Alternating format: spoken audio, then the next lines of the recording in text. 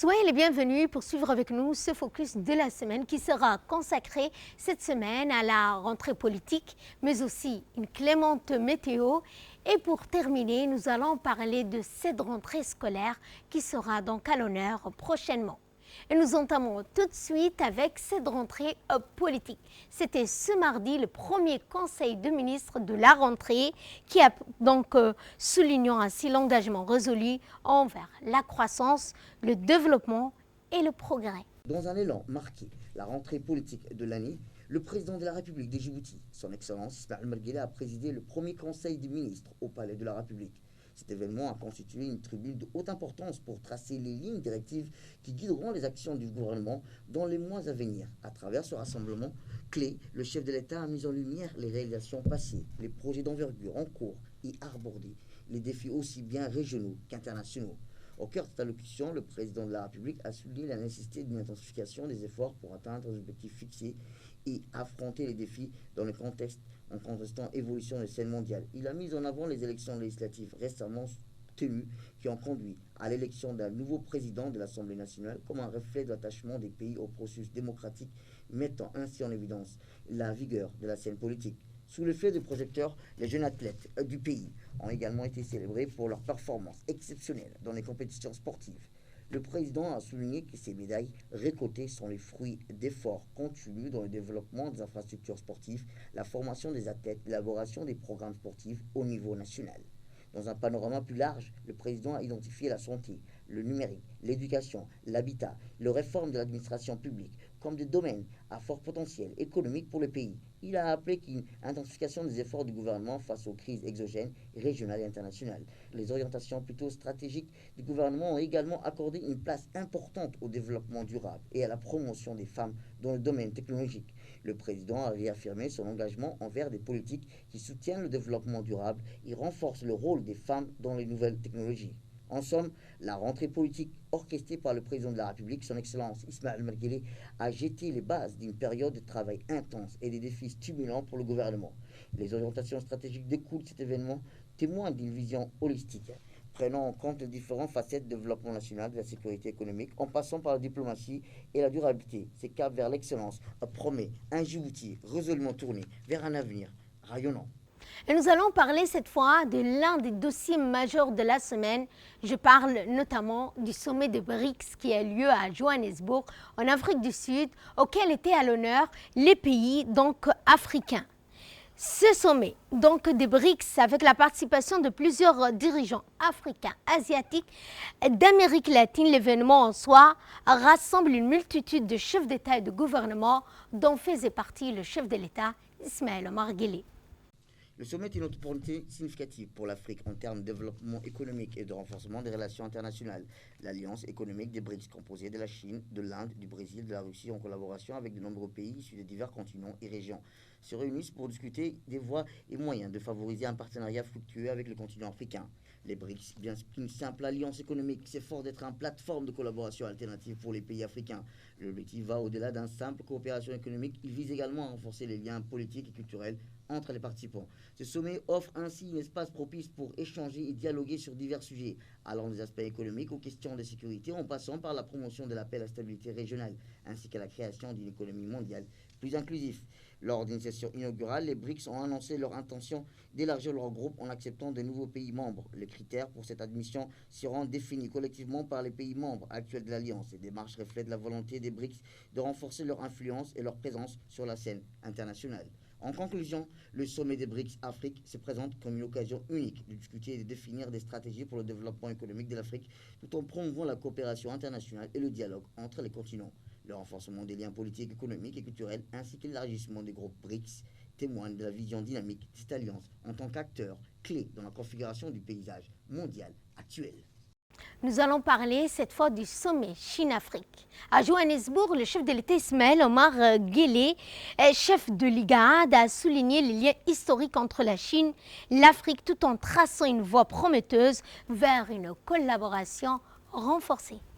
C'était un discours grand et éloquent prononcé lors du sommet Chine-Afrique à Johannesburg. Son Excellence Ismaël Omar Guelleh, président de la République de Djibouti et président de l'IGAD, a captivé l'audience avec sa réflexion sur les relations entre la Chine et l'Afrique, avec une approche teintée d'optimisme. Il a souligné les racines profondes de cette amitié et mis en avant les opportunités de collaboration pour favoriser le développement industriel et la modernisation. Le président Guelleh a rappelé l'héritage historique de coopération entre la Chine et l'Afrique, marqué par des échanges culturels et commerciaux durables, dans un contexte où la population de la région de l'IGAD atteint près de 300 millions de personnes. Il a souligné l'importance de renforcer les liens économiques et de travailler ensemble pour tirer parti du potentiel inexploité de cette population jeune. Son discours a également abordé les défis majeurs auxquels la région est confrontée, en particulier le chômage élevé des jeunes. Le président Guelleh a appelé une coopération plus étroite entre la Chine et l'Afrique pour partager des connaissances et une expertise en matière de formation professionnelle et d'innovation, en s'inspirant du parcours de la Chine vers une économie manufacturée mondiale.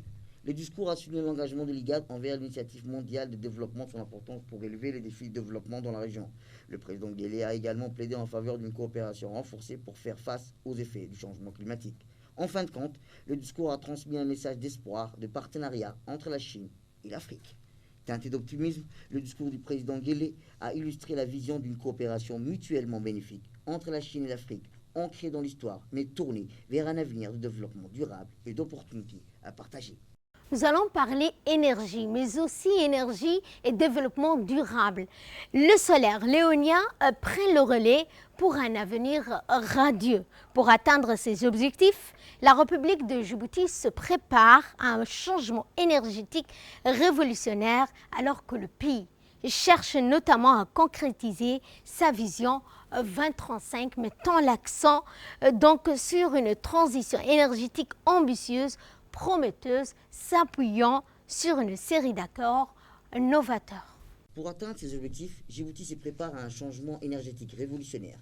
Alors que le pays cherche à concrétiser sa vision Djibouti 2035, l'accent est mis sur une transition énergétique ambitieuse et prometteuse, s'appuyant sur une série d'accords novateurs. Avec une série d'accords et des partenariats récemment signés, Djibouti se dirige vers une transition énergétique prometteuse grâce à l'exploitation des ressources d'énergie renouvelables, en particulier l'énergie solaire et éolienne. Ces initiatives ambitieuses témoignent de l'engagement des pays envers la vision Djibouti 2035 visant à assurer une indépendance énergétique tout en réduisant l'empreinte carbone. Et concernant l'IGAD, nous allons parler de cet élan vers une intégration économique et des échanges. La réunion consultative dédiée également à l'établissement du système du visa unique au sein de l'IGAD s'est tenue au siège de l'organisation, marquant ainsi un jalon significatif dans l'élan de coopération régionale. L'initiative de mise en place d'un système visa unique au sein de l'IGAD, comme énoncé, est à une transcendance de cadre strictement administratif pour prendre une dimension économique et d'échange aux ramifications profondes. Cet événement a marqué indubitablement un pas décisif vers une intégration économique plus étroite et la promotion des échanges au sein de l'IGAD. L'IGAD, l'Organisation intergouvernementale pour le développement, œuvre de manière persévérante pour stimuler la coopération et le développement au sein des pays membres. Cette réunion inaugurale, présidée avec l'autorité de Dr Wolkeni Gabayou, secrétaire exécutif de l'IGAD, a illustré un engagement profond envers l'intégration économique et régionale. En effet, l'établissement d'un système visa unique ne se réduit pas à une simple facilitation de voyage. Il ouvre une porte grande, ouverte vers l'implication des échanges commerciaux et la mise en place d'un marché commun prospère. La libre circulation des personnes soutenue par des dispositions claires concernant le protocole de libre circulation des personnes s'érige en catalyseur pour la croissance économique. Les ambassadeurs des États membres de l'IGAD, présents en nombre et activement engagés, attestent de la vision partagée en faveur d'un environnement économique, régional et dynamique.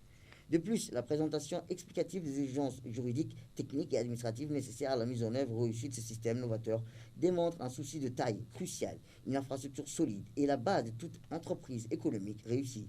Et ici, l'IGAD prouve sa détermination à ériger des fondations solides pour une intégration économique harmonieuse. En sport, cet éclatant triomphe de nos athlètes, eh bien, les athlètes djiboutiens illuminent la scène internationale et notamment à Budapest. C'est dans un symphonie de détermination de sa puissance que les athlètes de la République de Djibouti ont fait retentir les échos de leur succès, ou bien au-delà des frontières, alors qu'ils sont envolés vers Budapest pour conquérir les sommets du championnat mondial d'athlétisme, tels que des phénix s'élevant des cendres, Ces guerriers du stade ont démontré une résilience à une persévérance digne de légende. Leurs prouesses sur la piste de la République démocratique du Congo ont été prélude de cette épopée héroïque où ils ont brillamment avec un splendeur sans égale, portant fièrement le flambeau de Djibouti. Ils ont jeté leur dévolu sur Budapest, prêts à affronter les vents tumultueux de la compétition mondiale, tels des ambassadeurs de la nation. Ils ont hissé le drapeau djiboutien à des hauteurs inexplorées, captivant le cœur et inspirant l'admiration.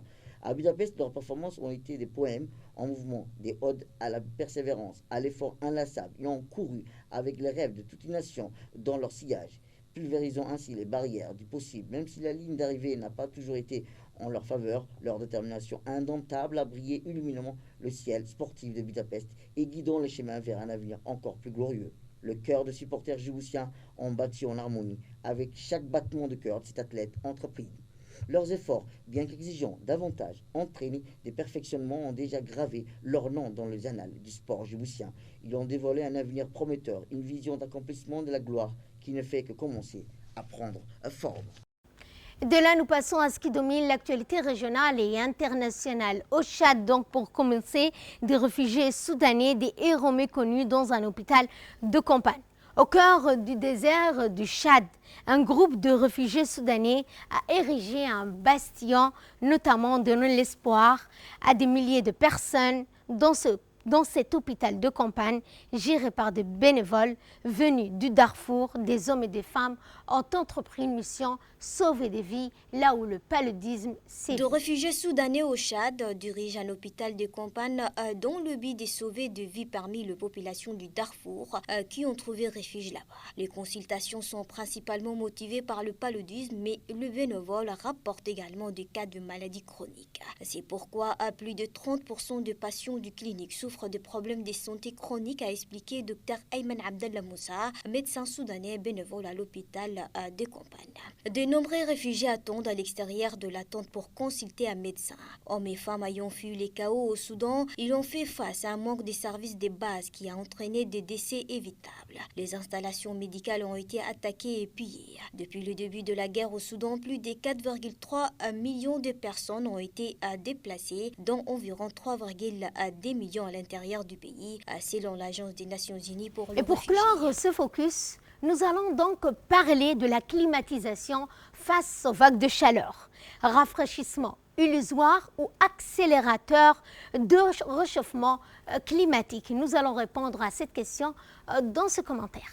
C'est une étude publiée en 2020 qui a attiré l'attention sur les conséquences environnementales de l'utilisation généralisée de la climatisation. Selon cette étude, en utilisant des climatiseurs pour maintenir une température intérieure de 23 degrés Celsius dans tous les bâtiments de ville comme à Paris, pendant une vague de chaleur, la température extérieure pourra augmenter jusqu'à 2,4 degrés Celsius après 9 jours. Cette augmentation résulte du fonctionnement du climatiseur qui agissent comme des pompes à chaleur en réjectant de l'air chaud à l'extérieur. Les climatiseurs sont parmi les principaux consommateurs de l'électricité dans le monde et représentent environ 10% de la consommation électrique mondiale.